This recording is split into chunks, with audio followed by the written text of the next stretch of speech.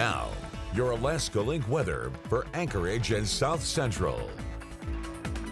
Well, good evening. We are tracking towards the weekend forecast where some changes will be in place as much of this week has stayed pretty steady. We've been in the extent of at least some cloud cover, allowing for temperatures to stay pretty steady within those 20s. A little pullback from that weekend 30s, but this is about near normal for this time of the year, but stuck under that gray cloud cover, which is looking like that will continue. Here overnight, overcast skies, temperatures pretty steady into those lower 20s. Maybe see a few spots drop down into those upper teens as we have a forecasted low of 24 into Kenai, 18 to Anchorage, to 29 into Whittier. And what we'll note as we roll into our Friday is much of the same, especially for our inland areas. What we will note is that coastal areas, though, are going to start to see some moisture starting to build back into the region, looking at even starting mostly snow showers due to these cooler, more seasonable temperatures around, and then some pull up of those temperatures will be seen throughout the weekend as we are going to be chipping away at this blocking pattern, and that's what's been keeping us pretty steady as the upper atmosphere has been keeping a lot of the concentration of active weather over the Bering Sea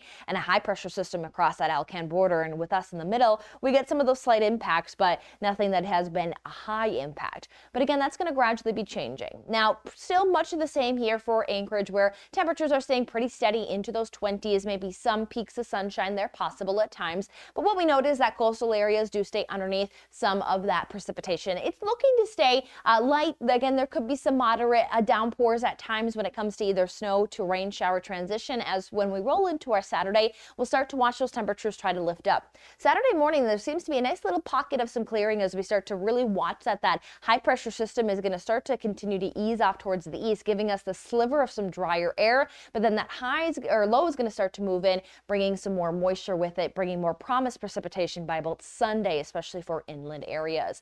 So as we look at the forecast through Saturday, most of that stays coastal. Again, looking at lots of zeros there on the board for our inland areas. So concentration for the next 48 hours will be coastal, and then that's going to change for inland areas. 6 hours and 12 minutes of daylight there as we're getting almost 4 minutes of daylight as our sun rises nearly at 10 a.m. on the dot, and then 4:15 into the evening for sunset.